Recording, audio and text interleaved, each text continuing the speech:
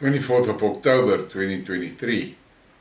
This is one of that Let's Talk Skidmarks of mine. And in this one I want to talk about the role that ideologies play in our lives. Now for me, a white South African guy, I grew up under that regime where the red danger, the rooi gevaar was promoted like hell, and we were told communism is this and communism is that, and all of that. And I listened to a debate the other night, and it was an economics debate. And the one guy said that the Chinese were confronted with a major problem by the time that Xi Jinping took the leadership. And that was that poverty was horrendous in China. And they knew that they had to do something to get the people out of poverty. And they started implementing a lot of plans. But they had a good look at, because at that stage they were still a full-blown communist setup, and they realized that the communist model is not working. The communist model is not delivering to the people. And the other option was the free market democracy thing that the West were doing. But they saw dangers in that. And one of the things that was to them, to the planners at that stage, was a serious threat, was the fact that in the West, in the Western model, corporates would gain total control over vast portions of the economy, and they can then, by that, basically dictate to governments what to do. And they didn't want that model. So they came up with a plan of a mixed economy. And today, about 40% of the GDP in China is generated by state-owned enterprises. And those state-owned enterprises are focused on operations that lays the foundation and gives the platform for the private enterprises to grow and boom.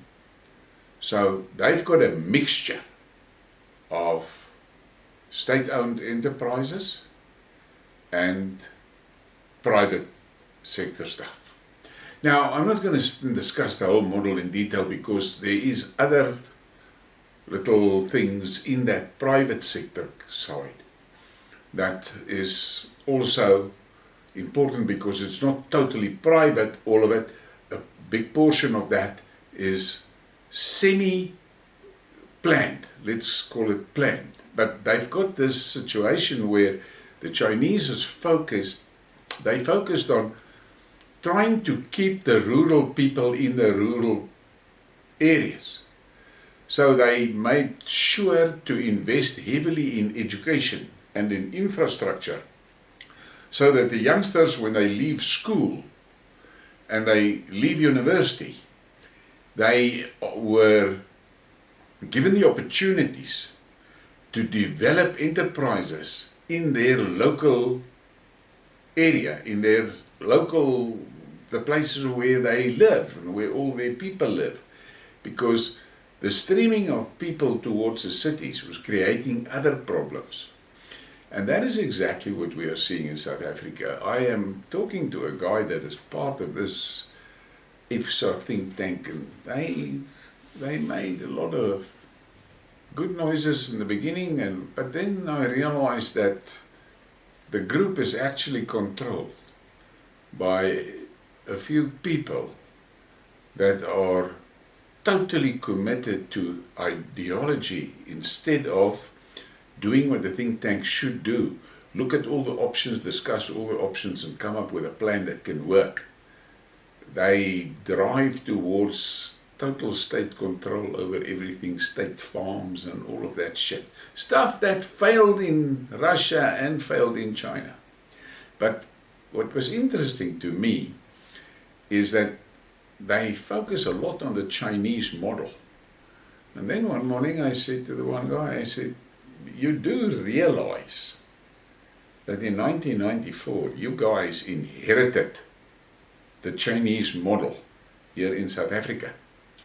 That is what South Africa was. I've said it many times in the past. South Africa, the old South Africa, was the perfect working model of socialism.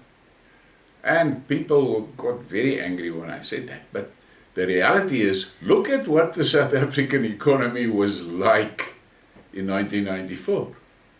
State-owned enterprises were forming a major part of the economy, but the state-owned enterprises provided services and infrastructure and technology and things that the private sector used and made the private sector thrive. So what we actually had in 1994 was a replica of the Chinese economic model. That is what we had. And if you look at things like the railways, it was state-owned, but it was a massive employer.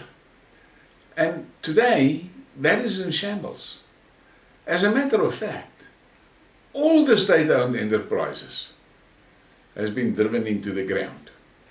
And a major problem, and I said it to those guys in the discussion, I said, you focus on China, but you tend to leave out some important realities about China. First of all, Xi Jinping has got zero tolerance for corruption, zero. In China, I saw some videos where on one day they execute 68 officials that were caught with corruption. Another thing, the Chinese is tremendously focused on education.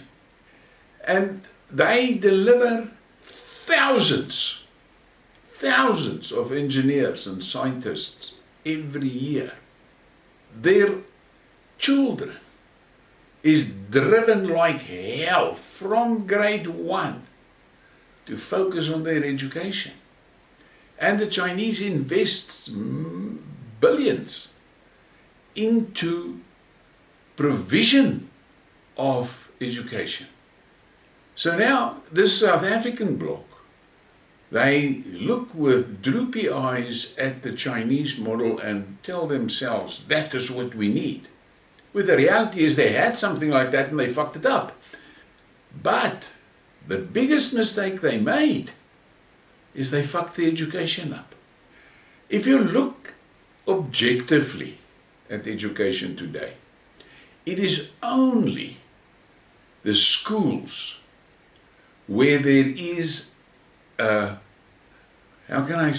there's a control mechanism and bodies in place that consists mostly out of white people that is managing those schools. The rest of the schools, the black schools, are in shambles. I mean, I listened to that one woman, black woman, talking about the education problem in the Eastern Cape, and she said, yeah, but they built 100 schools over the past 10 years or something like that. And I thought to myself, the apartheid regime built, I think it was 43 classrooms per day for black schools.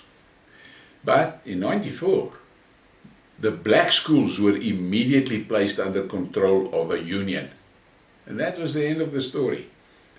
And we all know where it's gone. Today it's a fuck up. I say to them, yeah, you want to run the Chinese model, but you're sitting with a youth that is uneducated, unskilled, and undisciplined.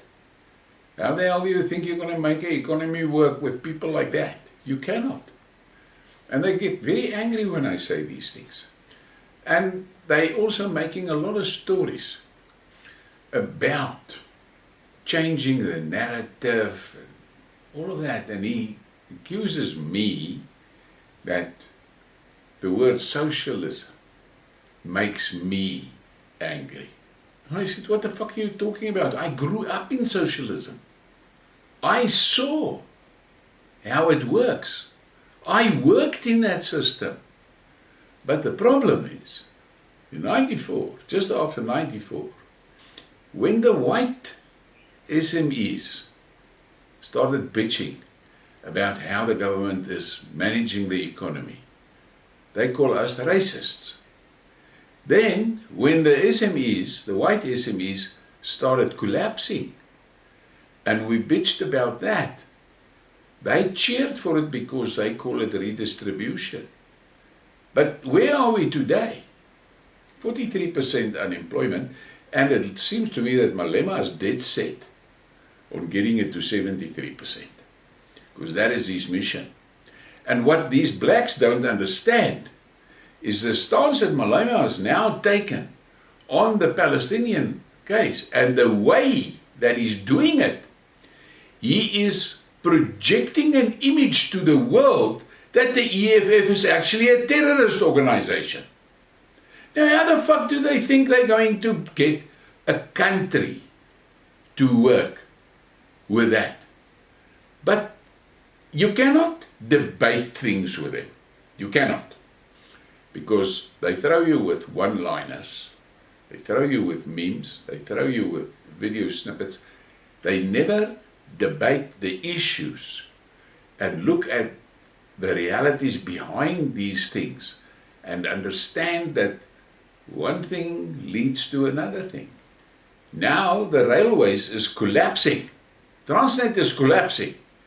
They don't understand what that will do to the country. That will basically stop exports. So the little bit of exports that we can still do is now getting fucked because Transnet is gone down the tubes. Then they scream about privatization. Yes, I am against left and right privatizations, and I've said the moment that we see portions of Eskom getting privatized, we must know that is the end of South Africa as a republic, because on that will follow, the next will be a balkanization. That is the next step. And Cyril's mission is to get the last state-owned assets into private hands. And these private hands is attached to the bodies of XXX. And all of us are going to be in deep cock when that happens. All of us. Nobody's going to escape that. Because XXX is only concerned in how much money they can make. They feel fuck all for people. Look at how they're killing them now in Gaza. And interesting enough, the Western world is quiet. The Western world is actually cheering on the murder of all those people, all those children specifically. So, but that is another story. I want to just come back to what we are facing here in South Africa. The fact of the matter is, it is my personal opinion, and it's my opinion, that the Republic, the state, is going to collapse suddenly. Suddenly. It is now so dilapidated. There's basically nothing that is actually forming any form of cornerstone. Everything is fucked. That is the best word I can give to it. So I think the collapse is going to be suddenly. And what will follow that collapse is going to be brutal. Violence and looting like we've never seen in our lives. But in that fiasco of the violence, you're going to see a hell of a lot of, I almost want to call it tribal violence. Because there's a lot of people that has got scores to settle. The end of the process, ideally, should be tribal control over South Africa. But the problem is going to be in the densely populated areas, there tribal associations and tribal collections is not going to work really, because the mix is too great. So in these built-up areas, in these metro areas, the forces of power that will control sections will be gangs. It will be gang control, so it will be a gangland. So in the rural areas, you will find the tribal control and tribal law will sort of take over. In the urban areas, it's going to be gangsters. It's going to be gangs. Now, danger in that, obvious. The reality of that happening, also quite obvious if you listen to how infiltrated the police forces, the military forces are, all of those things that are supposed to maintain law and order have been corrupted. And nothing is clean anymore. So the ordinary people is in for a rough ride. I don't know how we're going to avoid the collapse, because the structure of the state has collapsed. So how it's going to turn out, you can tell me in the comments if you want to. But the fact of the matter is, the blacks that are supposed to take the lead are so embroiled and busy with ideology that they don't see reality. And it is for me absolutely stunning that they cannot understand the danger of 25 million uneducated, unskilled, undisciplined youngsters. They don't seem to understand the danger of that, let's call it brigade, because that is the brigade that is going to destroy the last standing things in the country. But this is just an old man rambling. Think about it and let me know what you think. For me, I'm really worried. Please give me a like and a subscribe and share the thing, and thank you for your support.